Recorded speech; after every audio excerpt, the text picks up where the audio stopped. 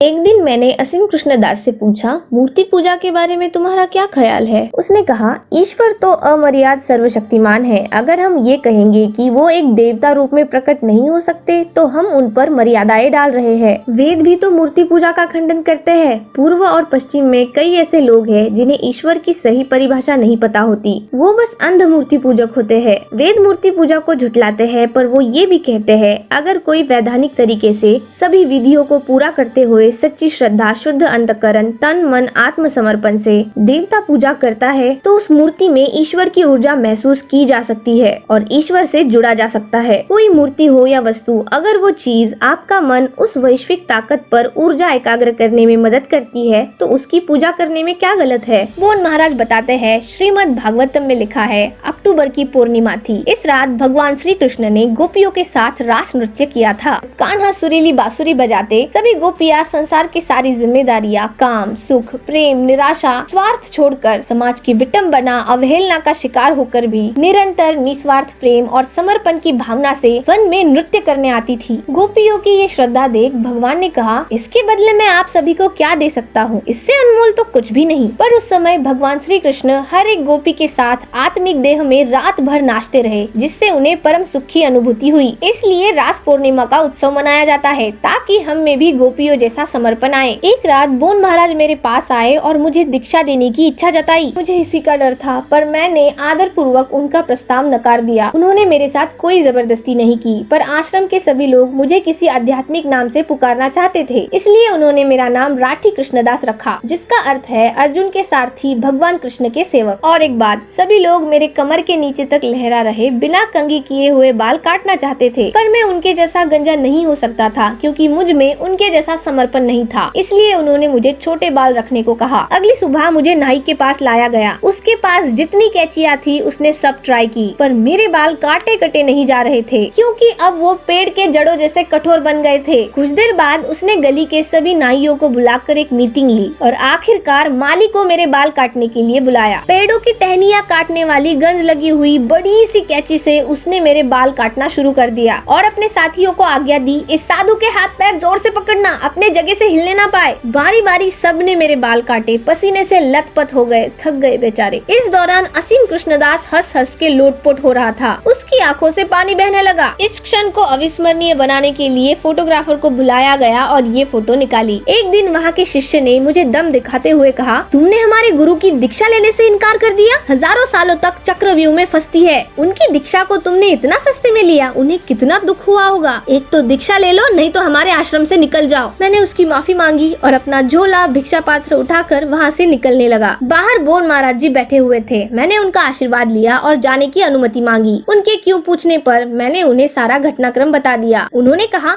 ऐसा भद्दा मजाक किसने किया, ये सच नहीं है। उल्टा तुम्हारे यहाँ रहने से मुझे आनंद होता है। तुम सच्चे सेवक हो, मेरा तुम पर पिता समान प्रेम है। तुम जितने दिन चाहे यहाँ रह सकते हो, दीक्षा लेने की भी कोई जरूरत नहीं है। पर मैंने तो अब मन बना लिया था। वैसे भी मेरी आगे की खोज बाकी थी। मैंने महाराज जी की माफी मांगी और वृंदावन के जंगलों में ओझर हो गया। अब मैं फिर से भटकता साधु बन गया। यमुना किनारे बसा एक कदम्ब वृक्ष ही मेरा घर बन गया था। एक दिन मेरी कृष्णदास बाबा जी के साथ भेंट हुई। मैंने उनसे पूछा, सब लोग राधा का नाम बहुत लेते हैं, जरा मुझे उनके बारे में बताइए। बाबा जी ने कहा, अगर कृष्ण पुरुष शक्ति है तो राधा स्त्री शक्ति है। इन दोनों के गहरे पाक रिश्ते से ही दिव्य प्रेम की निर्मित होती है। मैंने पूछा, तो बाबा जी उनके प्रेम का आज की आधुनिक दुनिया के प्रेम से क्या संबंध है। उन्होंने कहा, इस भौतिक माया में मनुष्य ईश्वर के प्रति अपना प्रेम भूलता जा रहा है, पर साक्षात्कार के लिए आत्मा को प्रेम की ही जरूरत होती है। पर वो सच्चा प्रेम बाहर ढूंढने से नहीं, स्वयं के अंतःकरण में ही मिलेगा। वैसे ही भगवान श्री कृष्ण को बस प्रेम से ही जीता जा सकता है और राधा माई सभी प्रेमों के शिखर के उच्च स्थान पर है। मेरे जाने के कुछ दिनों बाद असीम कृष्णदास ने भी आश्रम छोड़ दिया और मेरे साथ यमुना किनारे रहने लगा। एक दिन हमने हमारे बाजू एक प्रभावी आभा के बुजुर्ग पर शक्तिशाली इंसान बैठे हुए देखे। उन्होंने हमसे कहा, चलो मैं तुम्हें दिखाता हूँ वृंदावन के अनोखे ऐसे स्थल जो तुम जिंदगी भर नहीं भूलोगे। हम दोनों उनके पीछे चलने लगे। रास्ते के लोग उन्हें झुककर प्रणाम कर रहे थे, पर हमें नहीं पता था ये महाशय कौन है। एक पुजारी ने बताया, वो श्रीपाद बाबा है। उनकी असली उम्र कोई नहीं जानता। वो कहाँ रहते हैं, क्या खाते हैं और अचानक से कैसे यहाँ वहाँ दिखते हैं, किसी को नहीं पता। वो जब चाहे गहरे ध्यान में प्रवेश कर सकते हैं। एक दोपहर जब मैं अकेला जंगल के रास्ते जा रहा था,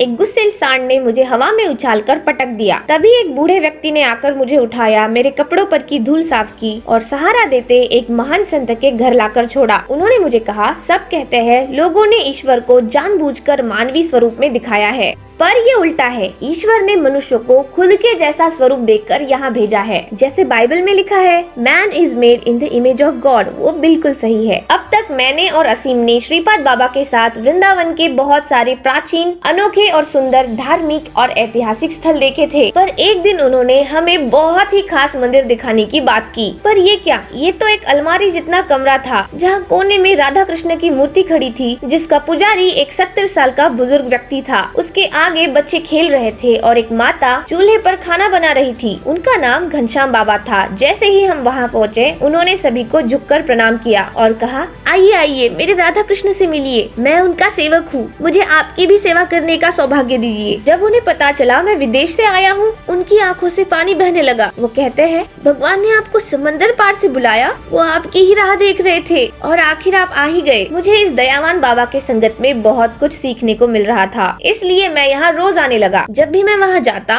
मैं आपका सेवक हूँ ये कहते कहते उनका मुंह नहीं थकता था। मेरे लिए क्या करूँ और क्या नहीं, ऐसी उनकी अवस्था होती थी। उन्हें देख मुझे हमेशा लगता, ऐसा निस्वार्थ समर्पण मुझ में कब आएगा। मुझे पता चला कि वो एक अमीर घराने से आते हैं। एक बार उनके परिवार ने वृंदावन की यात्रा की, पर उनका मन यहाँ से निकलने का हो ही नहीं रहा था। अपना आलीशान घर बार, लोग, अच्छी नौकरी छोड़कर वो यहाँ भजन गाते रहेंगे, ये विचार घर वालों को बिल्कुल पसंद नहीं आया। घर वालों ने उन्हें जायदाद से बेदखल करने की धमकी दी, फिर भी वो नहीं माने, क्योंकि अब उनका मन कृष्ण प्रेम से रंग गया था। जमीन पर सोकर ब्रजवासियों से भिक्षा में मिला खाना खाकर बाबा जी अब वृंदावन में ही बूढ़े हो गए थे। बाबा तो सच्चे भक्त बन गए थे। एक दिन जब वो पेड़ के नीचे बैठे हुए थे, उन्होंने मिट्टी पर श्री राधा नाम लिखा और उसे सुंदर फूलों से सजाया। दिन भर उसकी पूजा की और शाम होते ही अपने हाथों से उसे मिटा दिया। मिटाते वक्त उन्हें कुछ चमकीला नजर आया। अगली सुबह आकर उन्होंने अपने हाथों से वो जगह खोदना शुरू कर दी। जब वे मुझे ये कहानी बता रहे थे, वो अचानक से भावना विभोर होकर जोर जोर से रोने लगे और आगे कहा, वो सुवर्ण मूर्ति मेरे राधा रानी की थी और उनके बाजू में काले पत्थर से तराशे भगवान कृष्ण की मूर्ति भी मुझे मिली, जिसके नीचे लिखा था गोपीजन वल्लभ। पर मेरे पास तो उन्हें रखने के लिए कोई जगह ही नहीं थी, तो मैं उनकी एक पेड़ के नीचे पूजा अर्चना करने लगा। ऐसे बेघर भगवानों को देख यहाँ के कुछ बड़े लोगों ने मुझे ये छोटा सा कमरा आश्रय के लिए दिया। अब 50 सालों से ऊपर का समय हो रहा है, मैं इनकी सेवा में हूँ। ये सुनकर मेरा शरीर स्तब्ध हो गया। इस व्यक्ति ने अपनी पूरी जिंदगी इन मूर्तियों की सेवा में बिता दी।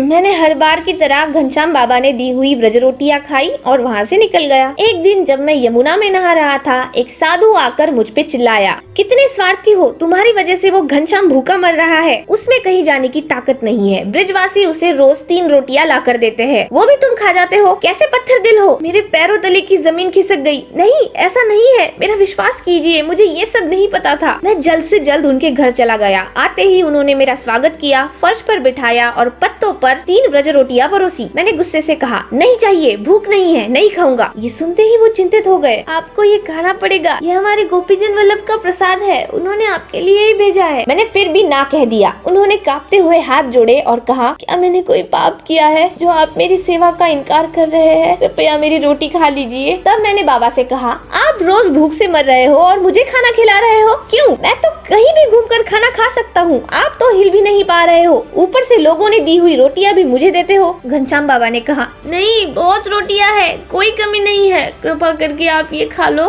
अच्छा, और रोटियां है तो दिखाओ मुझे। नहीं नहीं, उसकी आवश्यकता नहीं है। तो फिर नहीं, मैं नहीं खाऊंगा। नहीं नहीं, कृपा करके आप ये खा लो, मेरी रोटियां दूसरे कमरे में हैं। मैंने दूसरे कमरे में जाकर देखा, वहाँ कुछ भी नहीं था। घनश्याम बाबा, आप सच में मेरी वजह से भूखे रह रहे थे? नहीं, ऐसा नहीं है, कृपा करके आप ये खा लो। अब वो रोने लगे। आप मेरे गोपीजन वल्लभ के दोस्त हो, मैं तो बस आपका सेवक हूँ, आपकी सेवा ही मेरी जिंदगी की इकलौती खुशी है। मैं आपसे भीख मांगता हूँ, ये प्रसाद खा लीजिए, मेरी जिंदगी में एक ही जीने की आस है, वो भी मुझसे मत छीनिए। अब ये देख मुझे भी रोना आया। घनश्याम बाबा के प्यार के खातिर मैंने वो रोटियां खा ली, पर अगले दिन मैं 2 घंटे देरी से आया। सोचा भूख के मारे इन्होंने अब तक सभी रोटियां खा ली होगी। जैसे ही मैं वहाँ पहुँचा, उन्होंने उल्लास से कहा, राधी कृष्ण दास, आप आ गए, गोपीजन वल्लभ आपका इंतजार कर रहे थे। और ये क्या, पत्ते पर तीनों रोटियां जैसे के तैसे रखी हुई थी। उन्होंने आगे कहा, जब तक आप प्रसाद नहीं खाएंगे ना, श्री राधा मेरी सेवा स्वीकार नहीं करेगी। एक दिन एक भले इंसान ने घनश्याम जी को नए कपड़े भेंट दिए और उन्होंने कहा, ये शरीर बस साधुओं के जीर्ण पुराने कपड़े ही पहनता है श्रीमान। अब तो घनश्याम जी को वो मूर्तियां भी नहीं उठाई जाती थी जिन्हें वो पिछले 50 सालों से हर रात उठाकर पलंग पर सुलाते थे। किसी कारण एक रात में वहाँ था तो उन्हें उठाने के लिए बाबा ने मेरी सहायता ली। जब मैं वहाँ से निकल रहा था, उन्होंने मुझसे पूछा, कृष्णदास आप कहाँ सोते हो? मैंने कहा, वहीं